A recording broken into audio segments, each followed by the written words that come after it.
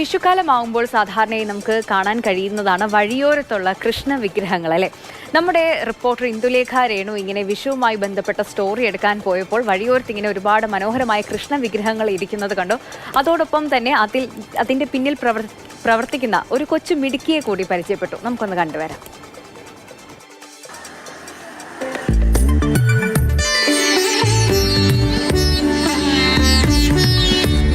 വഴിയോരങ്ങളിൽ നിരന്നിരിക്കുന്ന കാർമുകിൽച്ചയിലുള്ള കണ്ണന്മാർ, വെണ്ണ കട്ടു തിന്നുന്ന ഓടക്കുഴലൂതി നമ്മെ മയക്കുന്ന രാധാസമേതനായ കണ്ണന്മാർ, ഭാവത്തിലും രൂപത്തിലും ആളെ മയക്കുന്നവർ.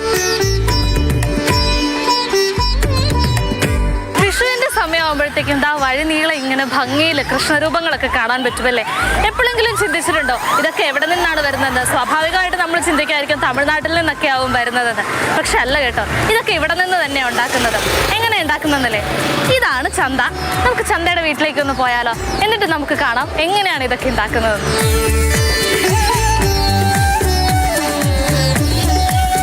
ഗുജറാത്തിൽ നിന്ന് അച്ഛൻ ഗണേശനൊപ്പം ഓരോ തവണ കേരളത്തിലേക്ക് എത്തുമ്പോഴും കുഞ്ഞു ചന്തയ്ക്കുള്ളിൽ നിറഞ്ഞ കൗതുകമാണ്. ഉത്സവകാലങ്ങളിൽ ബൊമ്മകളെ ആവശ്യക്കാരുടെ ഇഷ്ടത്തിനനുസരിച്ച് നിറത്തിലും രൂപത്തിലും ഇവർ മുന്നിലെത്തിക്കും. വലിയ മോൾഡുകളിൽ പ്രതിമ നിർമ്മിക്കാനുള്ള മിശ്രിതം നിറച്ച് സെറ്റായവ വെയിലിൽ ഉണക്കിയെടുത്ത് ചെറിയ ചില അറ്റകുറ്റപ്പണികൾ കൂടെ കഴിഞ്ഞാൽ പിന്നെ വെളുത്ത ചായം പൂശും. അതിനുമേലെ പിന്നെ പല വർണ്ണങ്ങൾ പൂശി ആരെയും മയക്കുന്ന കള്ളക്കണ്ണനാക്കും. പുഞ്ചിരി തൂകുന്ന കുഞ്ഞിക്കണ്ണന്റെ അധരങ്ങളിൽ ചുവന്ന ചായം പൂശി കണ്ണെഴുതിച്ച് പൊട്ടുകുത്തി ഒരുക്കം പൂർത്തിയായാൽ ചന്തയുടെ ചുണ്ടിലൊരു പുഞ്ചിരി വിടരും. അവളുടെ മനസ്സിലെ കാനാജിയെ ഒരുക്കിയെടുത്തതിലുള്ള സന്തോഷം. കൊടും ചൂട് നിറഞ്ഞ മാസങ്ങളുടെ കഷ്ടപ്പാടിന്റെ കഥ പറയാനുണ്ട് ഓരോ വിഗ്രഹങ്ങൾക്കും. നിർമ്മിച്ച രൂപങ്ങൾ മുഴുവൻ വിറ്റുപോകുമെന്ന പ്രതീക്ഷയാണ് ഇവരെ മുന്നോട്ട് നയിക്കുന്നത്. हर साल ऐसा ही काम करता हमारा, दूसरा काम तो आता भी नहीं.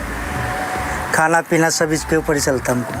अभी ये पूरा बिक गया होगा तो थोड़ा मिलेगा, नहीं बिका तो फिर कर्जा माथे. अभी कोई आता है तो 100 रुपये बोलता है.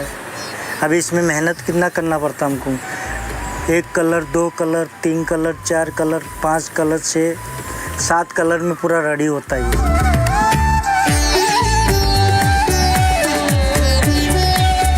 विशु है, विशु के बाद में ये सब काम बनेगा.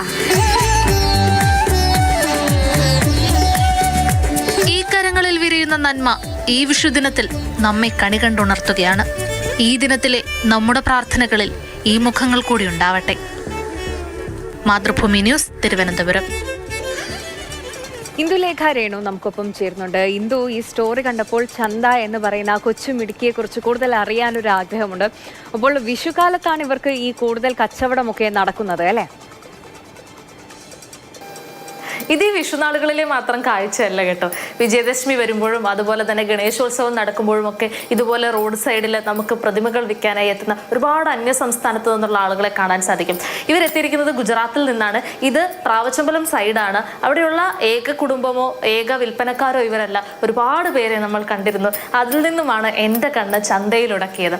ചന്തയെക്കുറിച്ച് പറയുമ്പോഴത്തേക്ക് ആൾക്ക് 10 വയസ്സ് പോലും ആയിട്ടില്ല. അത്രയും മനോഹരമായൊരു പുഞ്ചിരിയോടുകൂടി നമ്മളിങ്ങനെ കൈകാട്ടി, വരൂ, എന്ത് സാധനം നിങ്ങൾക്ക് വേണ്ടത്, ഇതിലേത് പ്രതിമയാണ് വേണ്ടതെന്ന് ചൂണ്ടി നമ്മളെ വിളിച്ച ഒരാളാണ് ചന്ത.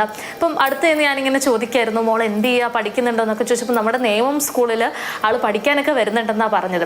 ഇവർ ഗുജറാത്തിലെ കാൺപൂർ സ്വദേശികളാണ്. അവിടെ നിന്നും ഒരു 3-4 മാസമേ ആയിട്ടുള്ളൂ ഈ ഒരു കാര്യത്തിന് വേണ്ടി ഇപ്പോൾ വന്ന്. വർഷത്തിൽ 1-2 മാസം മാത്രമേ ഇവർ ഗുജറാത്തിൽ ഉണ്ടാവുകയുള്ളൂ. ബാക്കിയുള്ള സമയങ്ങൾ മുഴുവൻ അവർ നമ്മുടെ കേരളത്തിലായിരിക്കും ഉണ്ടാവുക. പിന്നെ ചന്തയെക്കുറിച്ച് പറയുമ്പോൾ ചന്തയ്ക്ക് അച്ഛനും അമ്മയും അതുപോലെ തന്നെ 3 സഹോദരന്മാരുമുണ്ട്. ഒരു സഹോദരി കൂടി ഉണ്ടായിരുന്നു. പക്ഷെ ആള് അസുഖം ബാധിച്ച് മരിച്ചുപോയി. അത് ഗുജറാത്തിൽ വെച്ച് തന്നെയായിരുന്നു ആ ഒരു സംഭവം നടന്നതിനെ കുറിച്ചൊക്കെ പറയുമ്പോൾ അച്ഛൻ ഗണേശൻ വല്ലാണ്ട് സങ്കടപ്പെടുന്നുണ്ടായിരുന്നു. അവർ ഗുജറാത്തിൽ കൃഷി ചെയ്യുന്ന ആളുകളാണ്. ഇവിടേക്ക് എത്തുമ്പോൾ കുട്ടിക്കാലം തൊട്ടേ ഈ പ്രതിമ നിർമ്മാണമൊക്കെ ഇവർക്ക് ഇഷ്ടമുള്ള ഒരു കാര്യമാണ്, അവരുടെ ഒരു തൊഴിലാണ് എന്ന് തന്നെ പറയാം. അപ്പം അവർ ആ ഒരു കാര്യവുമായിട്ട് ഇങ്ങനെ കേരളത്തേക്ക് എത്തുന്നത് എന്താണെന്ന് പറഞ്ഞാൽ ഈ വിശേഷ ദിവസങ്ങളിൽ ഉത്സവം നടക്കുന്ന നാളുകളിലൊക്കെ നമ്മൾ ഈ ഒരു കാര്യത്തിന് ഒരുപാട് ആവശ്യക്കാരുണ്ടാവും. ഇപ്പോൾ വിഷുവിന് തന്നെ നമ്മളവിടെ ചെന്ന് നിൽക്കുമ്പോൾ തന്നെ ഒന്നിടവിട്ട് ആളുകൾ വന്നുകൊണ്ടേയിരിക്കുകയാണ് ഇവർ ഉണ്ടാക്കിയിരിക്കുന്ന ഇത്രയും ഭംഗിയുള്ള പ്രതിമകൾ വാങ്ങാനായിട്ട്.